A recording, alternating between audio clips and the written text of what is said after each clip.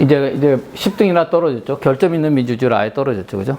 이제는 한국은 완전한 민주주의군에서 벗어나 있습니다. 아마 금년에 곧 나올 텐데요. 12월 달에.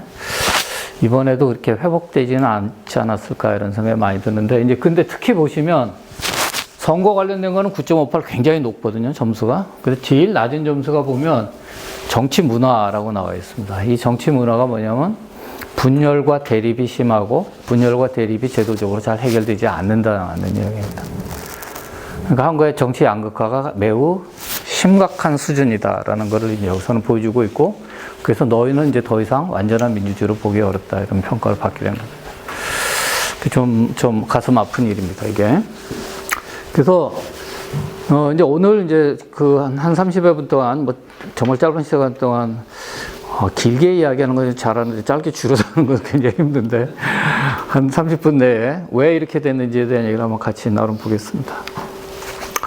자, 일단 우리나라의 민주화, 일단 그동안은 잘 됐단 말이죠. 그럼 그동안 잘 된 게 좋은 평가로 이어졌는데, 뭔가 그동안 잘 됐던 게 안 됐으니까 이런 일이 일어난 거 아니겠어요? 그죠? 그러면 이제 민주화 이후에는 왜 잘 됐고, 어떤 이유로 잘 됐는데, 왜 지금은 그게 안 될까? 이제 이거 우리가 좀 생각해 봐야 되는 거죠.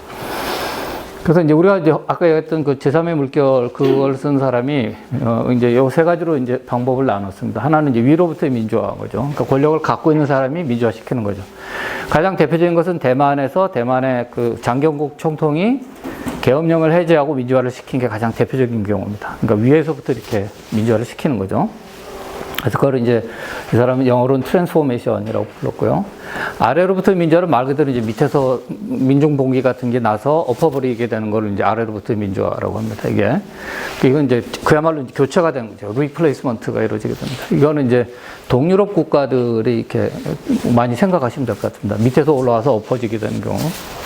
그 다음에 이제 세 번째 이제 타협을 통한 민주화인데, 이거는 이제 어떤 하나의 힘이 다른 하나를 압도하지 못하는 거죠.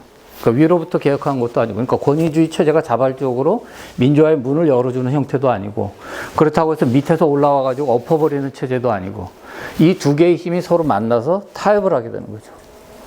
그러니까 어느 한쪽이 다른 한쪽을 완전히 압도하지 못하는 경우입니다. 이걸 이제 타협이 안 통하는데 이게 트랜스플레이스먼트라고 불렀는데, 한국의 경우는 이 중에 세 번째에 해당합니다. 그러니까 사실은 훨씬 더 어려울 수 있는 거죠. 왜냐하면 두 개의 힘이, 그게 6.29 선언이 바로 이 트랜스플레이스먼트의 핵심입니다. 그러니까 민주화 운동 세력이 요구했던 그 요구를 권력층이 받은 거죠.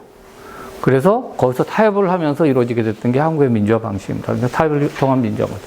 그러니까 오히려 처음에 보게 되면 이 타협에 의한 민주화였기 때문에 이게 굉장히 그 이후의 과정이 훨씬 복잡할 수 있습니다. 분명한 승자가 없었잖아요.